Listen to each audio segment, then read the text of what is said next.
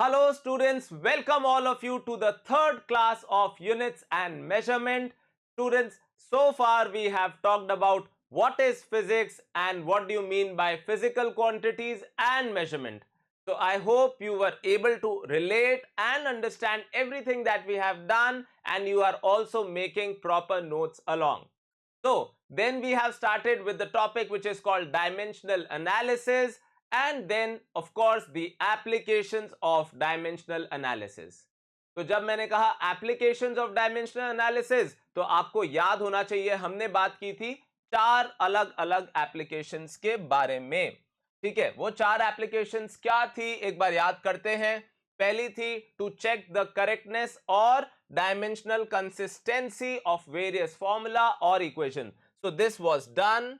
Then हमने बात की डायमेंशंस निकालने की किसी भी अननोन क्वांटिटी की, तो वो भी हो चुका है. हमने कई सारे इलस्ट्रेशंस देखे इसको अप्लाई करने के लिए. राइट, तो आज का क्या एजेंडा है? Today we are going to discuss this and this, that is the third application to derive the formula of a physical quantity. My personal favorite, हम किसी भी physical quantity का formula तक derive कर सकते हैं बिना उसकी physics की knowledge के. ठीक है, और चौथा क्या है? To convert a measurement from one system of units to another system of units. ठीक है स्टूडेंट्स, तो आप समझ गए आज क्या हम लोग करने वाले हैं. आज हम बात करने वाले हैं remaining to applications of dimensional analysis.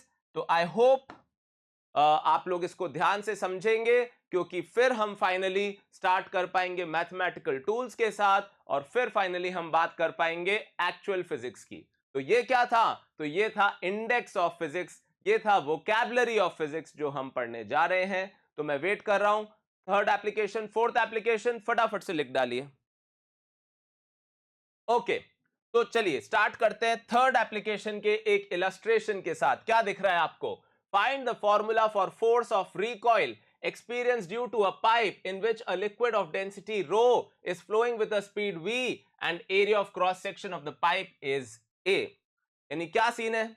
एक फायर फाइटर है, ऑब्वियसली वाटर जेट वो थ्रो कर रहा है और उसकी वजह से जो उसको रिकॉइल फोर्स महसूस हो रहा है उसकी बात यहां पे हो रही है, वो हमें पता करना है. ठीक है, तो चलिए पता करते हैं कैसे ये हो सकता है, क्या प्रोसेस है. कोशिश करिए कि एक ही बार में इसको ढंग से आप समझ लें. ठीक है, तो क्या स्टेप्स है? हमें फॉर्मूला किसका डिराइव करना है? फोर्स का. और वो फोर्स किस किस पे डिपेंड कर रहा है? वो डिपेंड कर रहा है ऑब्वियसली उस लिक्विड की स्पीड पे, है ना. रिकॉइल समझते हो ना, जैसे कोई बुलेट फायर की तो गन रिकॉइल करती है, वैसे ही फायर फाइटर्स जब वाटर जेट यूज कर रहे होते हैं तो उनको रिकॉइल महसूस होता है. कई बार तो वो इतना ज्यादा होता है कि एक फायर फाइटर उस पाइप को संभाल ही नहीं पाता और दो तीन फायर फाइटर उसको मतलब कंबाइंड फॉर्म में पाइप को संभाल पाते हैं. तो आप बोलोगे सर हमें तो इसकी फिजिक्स नहीं पता. यही फायदा है डायमेंशंस का, बिना फिजिक्स जाने भी आप फॉर्मूला डिराइव कर पाएंगे. आइए देखते हैं कैसे. तो पहला स्टेप, स्टेप नंबर वन कुछ ऐसा है कि हमें फॉर्मूला डिराइव करना है किसका? फोर्स का. और फोर्स को हम मान लेते हैं कि वो डिपेंड कर रहा है डेंसिटी पे, और डेंसिटी को हम रो से डिनोट करते हैं. मान लेते हैं डिपेंड कर रहा है, कैसे हमें नहीं पता, तो हम मान लेते हैं पावर ए. फिर फोर्स डिपेंड कर रहा है किस पे? वेलोसिटी पे. मान लेते हैं वेलोसिटी की पावर क्या है? बी, जो भी हमें पता नहीं है. फिर फोर्स डिपेंड कर रहा है किस पे? क्रॉस सेक्शन एरिया पे, ऑब्वियसली पाइप की थिकनेस पे. ये सब रिलेटेबल चीजें हैं दो कि हाँ यार डेंसिटी से फोर्स अफेक्ट होगा, हाँ होगा. वेलोसिटी से होगा, हाँ होगा. पाइप के एरिया से होगा, हाँ होगा. पर कैसे होगा आइए पता करते हैं. तो हम क्या करेंगे स्टेप वन में, अब इन सबको कंबाइन कर देंगे एक कांस्टेंट ऑफ प्रोपोर्शनैलिटी लगा के. उसको हम बोल देते हैं के, जो कि हमारा क्या है? एक डायमेंशनलेस कांस्टेंट है. इसको हम लोग क्या कह सकते हैं कि ये हमारा अज्यूम्ड फॉर्मूला है. क्या है स्टूडेंट्स? Assumed formula. ठीक है, यानी ये फॉर्मूला हमने अज्यूम कर लिया. अभी एग्जैक्ट फॉर्मूला तो हमें पता नहीं है क्योंकि ना हमें ए पता है, ना बी पता है, ना सी पता है.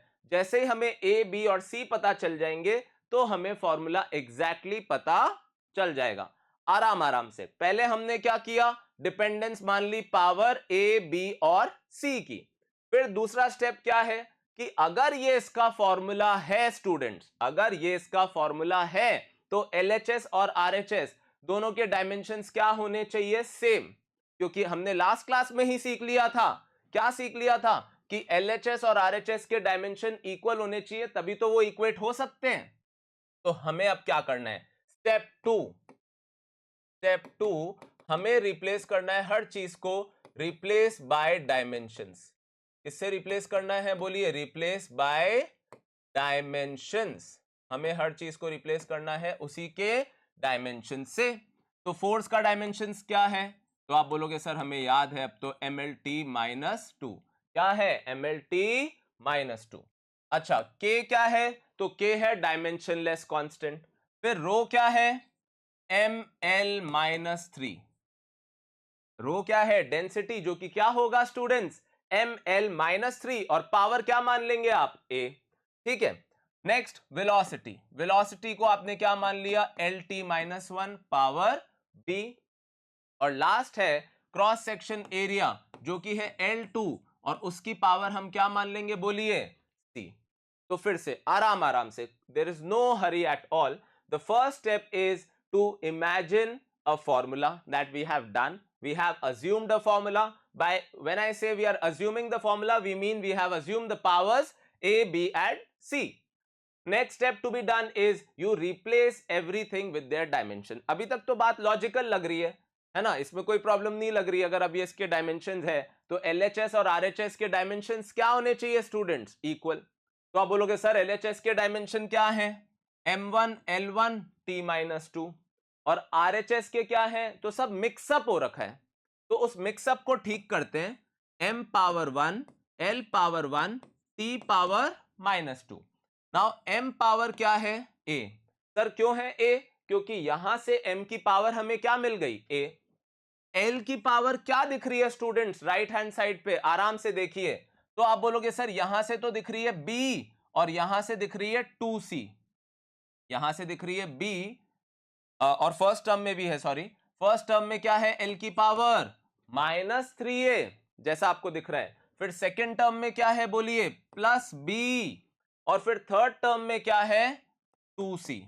तो जो जो पावर हमें दिख रही है, हम उस पावर को ऐड करते जाएंगे, एज आप देख पा रहे हैं। अच्छा, फिर क्या हुआ? फिर है T। T की पावर यहां से भी नहीं है, यहां से भी नहीं है, यहां से क्या हो गई? -1 इंटू B, यानी -B। तो आप समझ गए क्या किया हमने? हमने क्या किया? हमने एक फॉर्मूला अज्यूम किया। फॉर्मूला अज्यूम करने के बाद हमने उस फॉर्मूले में सारी टर्म्स को अपने अपने डायमेंशन से रिप्लेस कर दिया। अब हमें स्टेप 3 में क्या करना है स्टूडेंट्स? स्टेप 3 हमें करना है मैच द पावर्स। हमें क्या करना है? MLT की पावर्स को मैच कर देना है। तो चलिए MLT की पावर्स को मैच करते हैं। तो LHS पे M की पावर है 1 और RHS पे है A, तो A किसके बराबर हो गया? सीधे सीधे 1। समझ में आ गया स्टूडेंट्स? स्टेप 3 में हमने क्या किया? पावर्स मैच की। अब हम L की पावर्स मैच करेंगे। तो क्या है L की पावर्स? A माइनस, या सॉरी, तो ये है -3A। ए की L की पावर क्या है? -3A, फिर +B, फिर +2C। ये पूरी की पूरी पावर किसके बराबर है स्टूडेंट्स? 1 के। किसके बराबर है? 1 के। ठीक है, तो यहां हमने लिख दिया L की पावर। अब हमें किसकी पावर मैच करानी है? T की। तो क्या किया हमने? -B को किसके इक्वेट कर दिया? -2। बड़ा आराम आराम से मैं आपको बता रहा हूं, क्योंकि आइडिया यही होना चाहिए कि पहले क्वेश्चन को ही आप इतना अच्छे से समझ लें that you won't need to do multiple questions और मेनी क्वेश्चंस। पहले क्वेश्चन को इतना अच्छे से हमें समझना है। तो हमने क्या किया स्टूडेंट्स? सबसे पहले फॉर्मूला अज्यूम किया। फॉर्मूला अज्यूम करने के बाद हमने हर टर्म को अपने अपने डायमेंशन से रिप्लेस कर दिया। डायमेंशन से रिप्लेस करने के बाद हमने दोनों तरफ से MLT की पावर्स को मैच करा दिया। तो अब क्या हो गया सर? इससे A आ गया, B आ गया 2, और अब हमारा टर्न है C निकालने का। तो A की वैल्यू पुट कर दूं यहां पे -3, A की वैल्यू 1 है, प्लस B की वैल्यू 2 है, प्लस 2C, और C की वैल्यू क्या है? C हमें निकालना है, इक्वल्स टू 1। ठीक है स्टूडेंट्स, तो यहां से c क्या आ गया, तो 2c, ये कितना हो गया 4 माइनस 2 यानी 2, यानी c कितना आ गया 1, c कितना आ गया स्टूडेंट्स 1।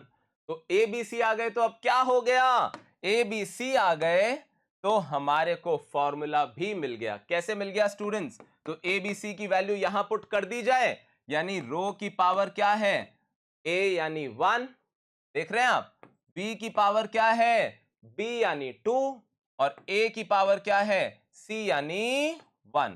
तो फॉर्मूला क्या हो गया students, k rho a v square. तो क्या सीखने वाली बात है कि बिना कुछ ज्यादा फिजिक्स की नॉलेज के आपने क्या कर दिया, आपने फॉर्मूला डिराइव कर दिया। बस एक ही कंडीशन है, दैट कंडीशन इज कि आपको पता होना चाहिए कि ये किस किस क्वांटिटी पे डिपेंड कर सकता है। मेरे लिए तो ये एकदम फेवरेट एप्लीकेशन है मेरी, क्योंकि इसके अंदर आप एक फॉर्मूला डिराइव तक कर सकते हैं। एक तो होता है चेक करना, चलो ठीक है चेक कर लिया हमने फॉर्मूला, पर एक आप मतलब होता है ना जीरो से फॉर्मूला भी डिराइव कर पा रहे हैं एकदम स्क्रैच से। पर कंडीशन यही है कि आपको ये अंदाजा होना चाहिए कि वो क्वांटिटी किस किस और पैरामीटर पे डिपेंड कर रही है। तो क्या है स्टेप स्टूडेंट्स, फर्स्ट स्टेप था, मैं पहला ही क्वेश्चन बहुत धीरे धीरे बता रहा हूं क्योंकि इसी को ढंग से समझ लेना है, आगे लाइफ इजी हो जाएगी। पहला स्टेप है जिस जिस पे डिपेंड करता हुआ है उसकी पावर एबीसी अज्यूम कर ली और एक अज्यूम्ड फॉर्मूला हमने क्रिएट कर लिया। वो करने के बाद हमने हर टर्म को उसके रिस्पेक्टिव डायमेंशन से रिप्लेस कर दिया।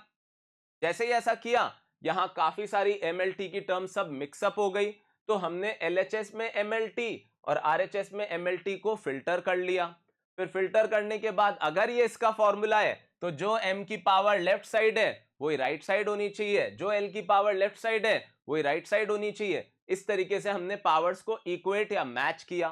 मैच करके जो इक्वेशंस बनी उससे हमें वो पावर्स की वैल्यू पता चल गई, और फिर क्या था, जैसे ही पावर की वैल्यूज मिल गई तो फॉर्मूला भी तो मिल ही गया ना हमें। ठीक है स्टूडेंट्स, आराम से सोचिए, पॉज करिए वीडियो को, कॉपी डाउन करिए और एक क्वेश्चन ले लेते हैं। All right, so the next question now, what is the next question. याद है हमने लास्ट क्लास में सेंट्रीपिटल फोर्स का फॉर्मूला चेक किया था जो कि गलत गिवन था उस पर्टिकुलर क्वेश्चन में। तो आज हमें वो फॉर्मूला एक्चुअली डिराइव करना है एक पार्टिकल का जो m मास का है और किसी v वेलोसिटी से सर्कल में चल रहा है जिसका रेडियस r है। Now what do we have to do, we have to derive the formula for the centripetal force. चलिए आप पॉज करके वीडियो ट्राई करिए और अब मैच करिएगा, मेरा आंसर आपसे मैच हो रहा है क्या।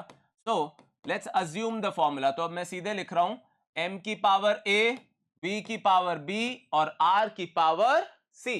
So this is how I have assumed the formula. Now what do I do after assuming the formula? Replace every term with their respective dimensions. तो फोर्स के डायमेंशंस क्या है स्टूडेंट्स, mlt माइनस 2, यस और no. k dimensionless है, m के dimensions क्या है, तो आप बोलोगे sir only m because it is mass. What is velocity, lt minus 1, you don't need to mug up the dimensions, don't worry at all. Radius के dimensions क्या हैं स्टूडेंट्स, रेडियस है तो क्या डायमेंशंस होंगे l, और पावर क्या है c। ठीक है, तो एक बार हमने ऐसा कर लिया, अब हमें क्या करना है, हमें mlt को फिल्टर करना है स्टूडेंट्स। तो LHS पे m की पावर 1 थी, l की पावर 1 थी, t की पावर -2 थी। RHS पे m की पावर क्या है, तो आई होप आप समझ पा रहे हो, a, इस टर्म की वजह से। l की पावर क्या है बोलिए, b प्लस c, इधर से b इधर से c, तो l की नेट पावर क्या हो गई, b प्लस c। और t की पावर क्या है स्टूडेंट्स, -b, t की पावर क्या है -b। तो हमें a b c के टर्म्स में सारी पावर्स मिल गई। अब क्या करना है, अब पावर्स मैच करनी है। तो a किसके बराबर हो गया 1, -b किसके बराबर हो गया अगर t की पावर मैच करूं, तो -2, यानी b क्या हो गया स्टूडेंट्स 2। अब a आ चुका है, b आ चुका है, अब क्या करना है हमें, अब हमें c की वैल्यू निकालनी है। तो हम क्या कहेंगे, b प्लस सी, स्टूडेंट्स b प्लस सी किसके बराबर है 1, और b किसके बराबर था 2, तो c किसके बराबर आ गया -1, c किसके बराबर आ गया -1, यस और नो। अच्छा, अब ए आ गया, बी आ गया, सी आ गया, कहां चले अब वापस से हमारे अज्यूम्ड फॉर्मूला पे। कलर चेंज कर लेते हैं और अज्यूम्ड फॉर्मूला को एक्चुअल फॉर्मूला बना देते हैं। क्यों? क्योंकि सर अब ए बी सी तो आपको पता ही है, तो इसको लिखते हैं के एम की पावर ए, और ए यानी 1, बी की पावर बी और बी यानी 2, और आर की पावर सी और सी मतलब -1। अच्छा, -1 फॉर्मूले में लिखना अच्छा नहीं लगता, तो उसको डिनोमिनेटर में ले जाते हैं और क्या बना लेते हैं, बोलिए, K M V square by R. क्या बना लेते हैं? K M V square by R. तो अगर आपको याद हो, लास्ट क्लास में हमने क्वेश्चन किया था, उसमें फॉर्मूला गिवन था M V square by R square, और क्योंकि वो आर स्क्वायर गिवन था इसलिए वो गलत था, और सही फॉर्मूला क्या होगा? M V square by R. समझ गए क्या स्टूडेंट्स? क्या करना होता है हमें फॉर्मूला अज्यूम करना होता है, फिर डायमेंशन से रिप्लेस करना होता है, और उसके बाद ए बी सी की वैल्यू निकाल के हम वापस से पुट कर देते हैं और हमें एक्चुअल फॉर्मूला पता चल जाता है। बस क्या नहीं पता चल पाता, वो है कांस्टेंट, क्योंकि डायमेंशंस कभी भी आपको नंबर्स की इंफॉर्मेशन नहीं देता। डायमेंशंस जो है वो कभी भी आपको नंबर्स की इंफॉर्मेशन नहीं देता, ये चीज याद रखिएगा। चलिए कॉपी करिए, आप पॉज कर सकते हैं, मैं रुकता हूं, साइड में हटता हूं और आगे बढ़ते हैं। ठीक है students, so now let's talk about the next thing. So what is the next thing? Derive the formula for work done on a particle provided it depends on the mass of the particle and acceleration and the distance। ठीक है, तो try कर लीजिए फटाफट से। क्या करना है हमें वर्क डन का फॉर्मूला डिराइव करना है। क्या लिख दें उसको? m की पावर a। अच्छा, यहां पे ऐसा करें क्या? यहां पे ऐसा करें, क्योंकि a ऑलरेडी नीचे है, डिनोमिनेट मतलब टर्म्स में है, क्यों ना x y z मान ले, यानी ऐसे लिखते हैं इस बार m की पावर x, a की पावर y और d की पावर z। ठीक है, यानी हम इस बार फॉर्मूला को ऐसे अज्यूम कर लेते हैं। ठीक है, तो अब रिप्लेस कर दीजिए डायमेंशन से, ml2t-2, ये होते थे वर्क के डायमेंशन स्टूडेंट्स।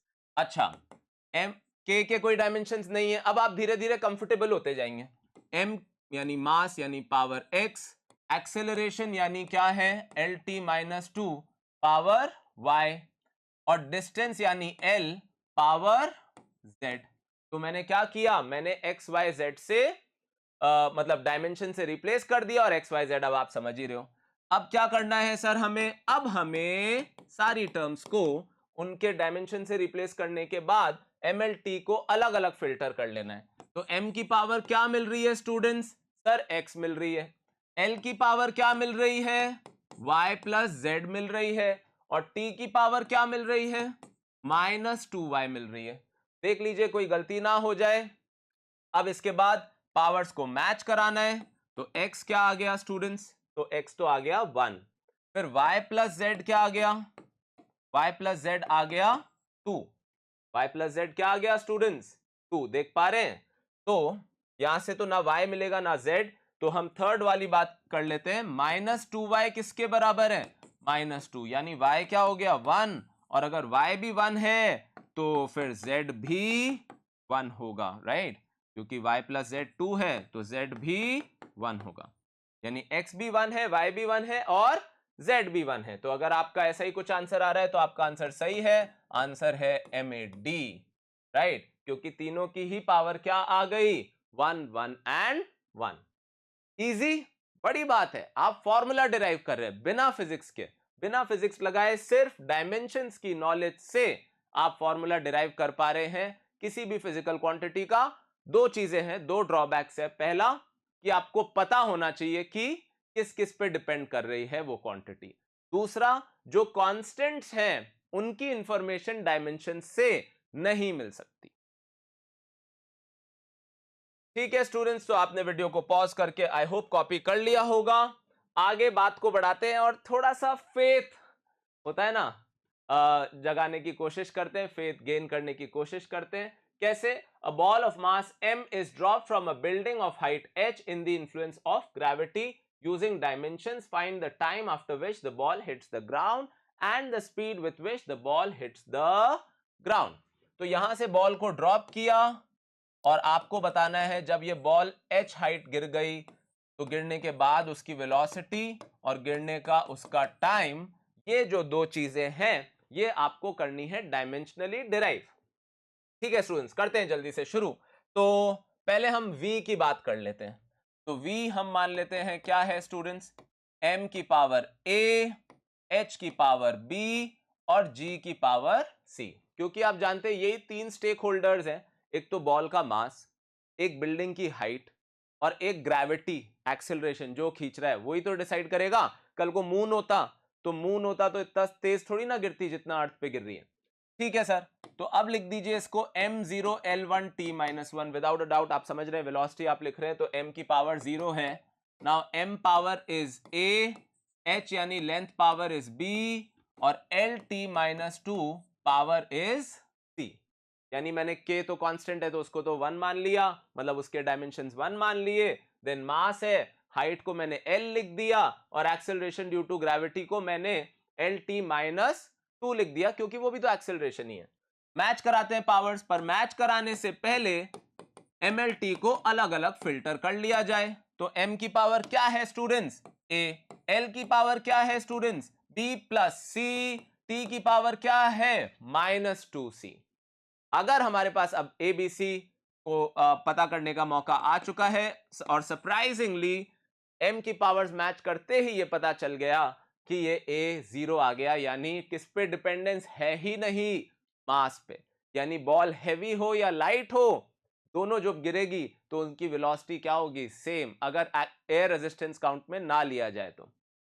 खैर, अब क्या करना है स्टूडेंट्स, अब हमें L की पावर्स को मैच कराना है, यानी B प्लस C क्या है हमारा 1, जबकि -2C हमारा क्या है -1, तो C आ गया 1/2 माय डियर स्टूडेंट्स, और C 1/2 है तो B भी 1/2 है। तो A 0 है, B 1/2 है और C भी 1/2 है। अब अगर ऐसा है तो हमें क्या करना चाहिए था, हमें अज्यूम्ड फॉर्मूला पे चले जाना चाहिए था, h की पावर हाफ और g की पावर हाफ, तो ये आ गया k रूट जी एच। क्या आ गया students, k root G H. तो आप बोलोगे सर इजी है, कोई प्रॉब्लम नहीं है, आराम से फॉर्मूला डिराइव हो सकता है। अब किसका फॉर्मूला डिराइव करना है, कितना टाइम लगेगा उस बॉल को जमीन तक पहुंचने के लिए। तो हम क्या लिखें, t is equal to let's say k, और इस बार मैं लिख देता हूं x, y और z। ठीक है, क्योंकि एबीसी एक बार मान चुके हैं तो अच्छा नहीं लगता वापस उसी क्वेश्चन में हम एबीसी माने। चलिए, तो अब क्या करना चाहिए हमें, तो m की पावर, ऑलराइट तो ऐसे ही करते हैं, हम सीधे डायमेंशन से रिप्लेस कर दें। अब तो t तो टाइम है, यानी m0 l0 t1, मत भूलिए टाइम है यानी m और l नहीं है। अच्छा, k हटा देते हैं, k की जरूरत नहीं है। m मास है स्टूडेंट्स, पावर x है, h हाइट है यानी l पावर y है, और ग्रेविटी lt-2 है और पावर z है। ठीक है, तो अब क्या आ गया, m0 l0 t1, m की पावर क्या है x, l की पावर क्या है y प्लस z, l की पावर क्या है students y plus z, t की पावर क्या है -2z।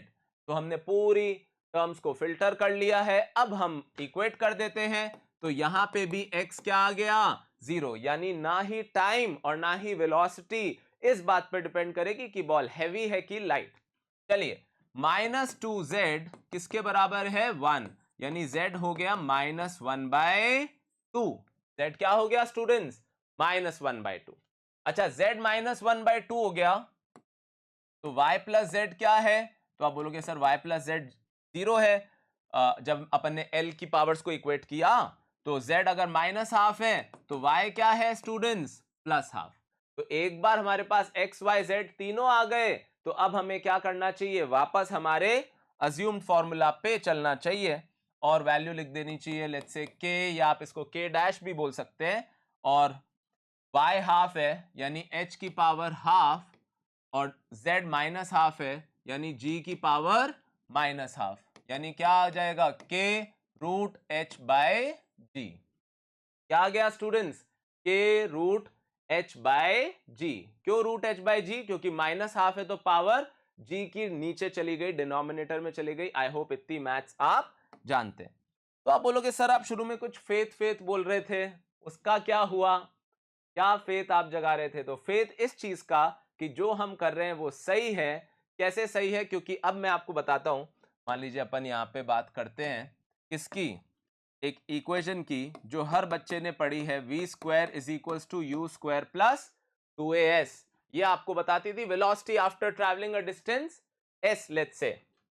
तो v हमें निकालना है, u जीरो है डियर स्टूडेंट्स, u जीरो है, बॉल को ड्रॉप किया गया है ना। एक्सेलरेशन क्या है? ग्रेविटी का यानी g, और डिस्प्लेसमेंट क्या है? बिल्डिंग की हाइट। तो यहां से v क्या आ रहा है डियर स्टूडेंट्स? √2gh। अब ये मत बोलना सर ये तो बहुत इजी था, आपने इतनी मेहनत की। बात उसकी नहीं है, फिजिक्स पढ़ने के बाद तो फिजिक्स इजी लगेगी, ये तो पढ़ने से पहले की बात है। तो आप देख सकते हो ये फॉर्मूला √2gh और ये फॉर्मूला k√gh सेम है कि नहीं है? बस k√2 था इसका मतलब, यानी आपने जो फॉर्मूला डायमेंशनली डिराइव किया वो सही है, ये आपने कॉन्फिडेंस जगा लिया। चलिए इसी कलर से चलते हैं आगे, और यहां बात करते हैं किसकी? s is equals to ut plus half at²। Ninth class physics सबने पढ़ा है, और मैंने पहले ही कह दिया था 11th और 9th बिल्कुल सेम है। तो s की जगह डिस्प्लेसमेंट h, u हमारा 0 है, a हमारा g है, इंटू t²। तो t क्या आ गया स्टूडेंट्स? √2h/g। t क्या आ गया? √2h/g। यानी क्या सीखने वाली बात है? ये देख लीजिए, वो फॉर्मूला जो येलो कलर से लिखा है वो क्या है? k√h/g, यानी k की वैल्यू क्या है? √2। तो इस तरीके से हमें समझ में आ गया कि यार कोई भी फॉर्मूला हो हम किसके जरिए डिराइव कर सकते हैं? सिर्फ और सिर्फ डायमेंशंस के जरिए। आई होप आपको समझ में आ गया। मैं वेट कर रहा हूं, आप वीडियो को पॉज करो, कॉपी करो, हर चीज समझो, फिर आगे बढ़ते हैं। चलिए स्टूडेंट्स, तो नेक्स्ट क्या है? Find the time period of a simple pendulum assuming it depends on the mass of the bob, length of the string and acceleration due to gravity। क्या करना है स्टूडेंट्स? m0 है ना, वापस वही लॉजिक फॉलो करें, m0 l0 t1, यानी किसका फॉर्मूला डिराइव करना है हमें? टाइम पीरियड का। मैं टाइम पीरियड को एक बार स्मॉल टी से डिनोट कर रहा हूं, आप कैपिटल टी से भी कर सकते हैं। किस किस पे डिपेंड कर रहे हैं? m की पावर a, l की पावर b और g की पावर c। तो m0 l0 t1, m power a, l power b और lt-2 acceleration due to gravity power c। काफी हद तक पिछले जैसा ही क्वेश्चन हो गया, सिमिलर सा ही हो गया ये तो कोई बात नहीं, जल्दी से कर लेते हैं इसको भी। m की पावर हो गई a, l की पावर हो गई b प्लस c। अच्छा जल्दी से करें तो अब ये भी सीख रहे हैं कि जैसे जैसे क्वेश्चंस करते आ रहे हैं स्पीड भी बढ़ती जाएगी। तो मैं हमेशा ये कहता हूं फिजिक्स में, पहले आप एक्यूरेसी के पीछे भागो, पहले आप स्पीड के पीछे मत भागो। आराम आराम से क्वेश्चन को हर बार सही करने की कोशिश करो, स्पीड अपने आप आ जाएगी, उसकी चिंता मत करो। ठीक है, तो t की पावर क्या होता है बोलो? -2c। तो अब क्या करना है? a क्या है हमारा?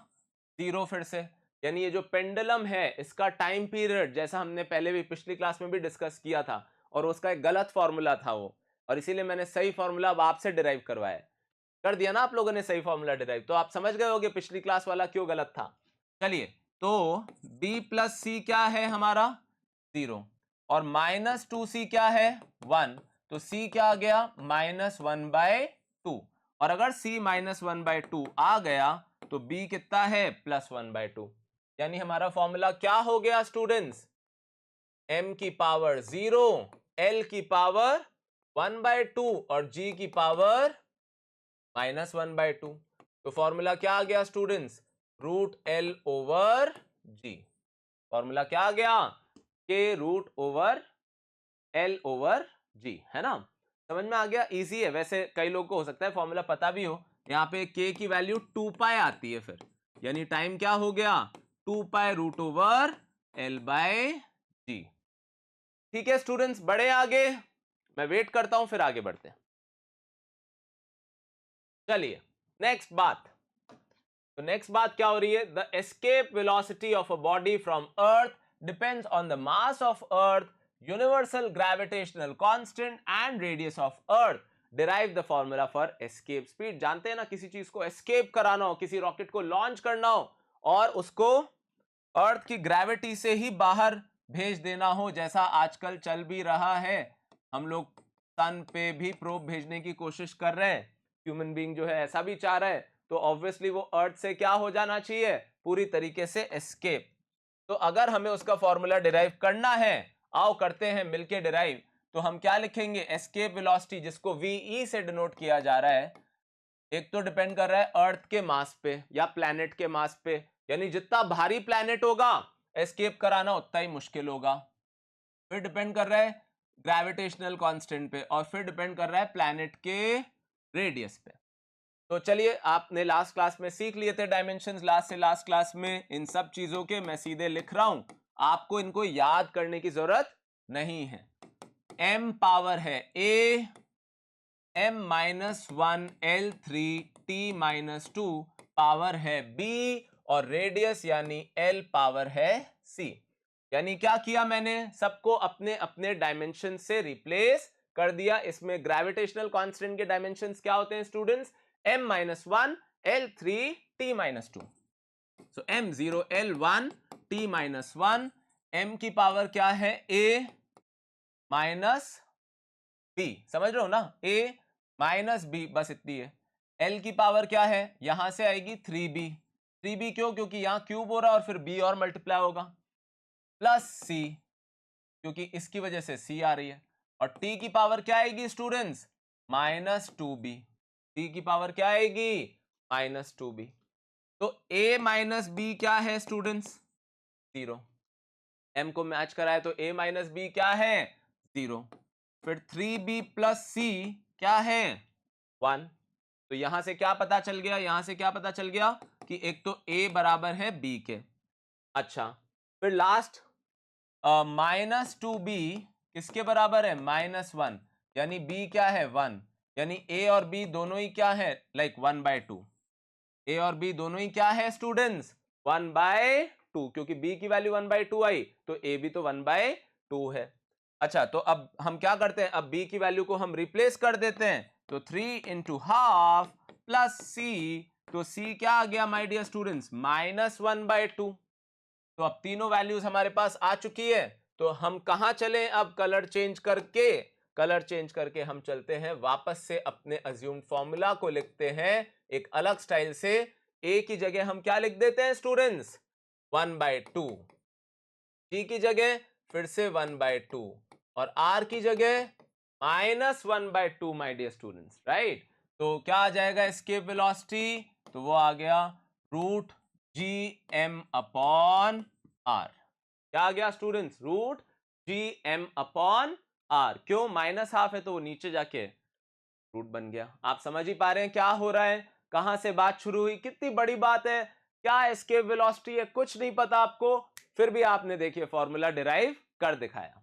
ठीक है, तो आप इस चीज को जरूर मतलब अच्छे से समझे, क्योंकि ये सिर्फ इसी पर्टिकुलर चैप्टर की बात नहीं, it's gonna help you everywhere throughout physics, right?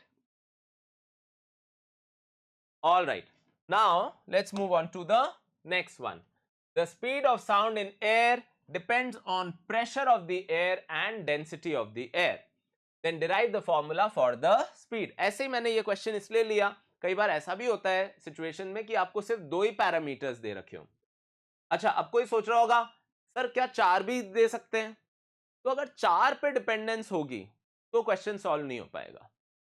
क्या रीजन है उसके पीछे, क्योंकि अगर 4 पे डिपेंडेंस हुई तो वेरिएबल आप मानोगे ए बी सी और डी, और अगर वो सारे सिर्फ एमएलटी के टर्म्स में है, किसके टर्म्स में, एमएलटी, तो आप पावर्स मैच करा के कितनी इक्वेशन बना पाओगे, 3। तो इक्वेशन बना पाओगे 3 और वेरिएबल्स होंगे 4, सॉल्व नहीं हो पाएगा, एग्जैक्ट फॉर्मूला नहीं मिल पाएगा। कब नहीं मिल पाएगा, जब डिपेंडेंस सिर्फ एमएलटी वाली टर्म्स पे हो और ऐसे 4 वेरिएबल्स हो। तो 2 हैं तो वो तो मैनेज हो ही जाएगा। आप जब साउंड है उसकी स्पीड तो प्रेशर और डेंसिटी पे डिपेंड करती है, आप समझते भी हैं। तो चलिए फटाफट से शुरू करते हैं और लिखते हैं v is equal to k, rho की पावर a और प्रेशर की पावर b। ठीक है, तो v क्या हो गया हमारा, m0 L1 t-1, और k डायमेंशनलेस है, रो क्या है हमारा ml -3 और प्रेशर क्या है हमारा ml -1 T -2। प्रेशर क्या है स्टूडेंट्स ml -1 T -2। तो क्या आ गया m0 L1 T -1 और m की पावर क्या आ गई a प्लस b। समझ पा रहे हो l की पावर क्या आ गई -3a -b और t की पावर क्या आ गई -2b। तो मैंने फटाफट से mlt को फिल्टर आउट कर लिया। क्या पता चला a प्लस b क्या है 0 जबकि -2b क्या है -1 तो b क्या आ गया 1/2 और अगर b 1/2 आ गया तो a क्या होगा -1/2। समझ पा रहे हैं। तो मैंने कोई भी दो टर्म्स को इक्वेट करके a b निकाल लिया। तो अब हमारे अज्यूम्ड फॉर्मूला पे चलते हैं। तो अज्यूम्ड फॉर्मूला अब हमारा एक्चुअल फॉर्मूला में कन्वर्ट हो जाएगा रो की पावर -12 p की पावर +12 यानी फॉर्मूला क्या हो गया k√p/रो। आई होप आपका फॉर्मूला मेरे से मैच कर गया होगा और आपको पूरी सिचुएशन समझ में आ गई होगी। ठीक है, तो मुझे ऐसा लगता है कि काफी इलस्ट्रेशंस हो गए हैं और आप इसको हैंडल कर पाए होगे। तो आई होप आप इसको समझ पाए और अप्लाई भी कर पाए और मैं आपको क्वेश्चंस भेज दूंगा इससे रिलेटेड। पर आज हम थर्ड एप्लीकेशन तक ही अपने आप को रोक लेते हैं और नेक्स्ट क्लास में हम ले जाएंगे और किसकी बात करेंगे fourth application of dimensional analysis. I hope students आप रेगुलरली वीडियो देख रहे हैं और साथ साथ नोट्स बना रहे हैं। तो इस वीडियो के लिए इतना ही रखते हैं। आप मेहनत करते रहिए, keep working hard and I will see you in the next one very soon. Bye bye. If you enjoyed this video, please don't forget to like, share and subscribe to our channel.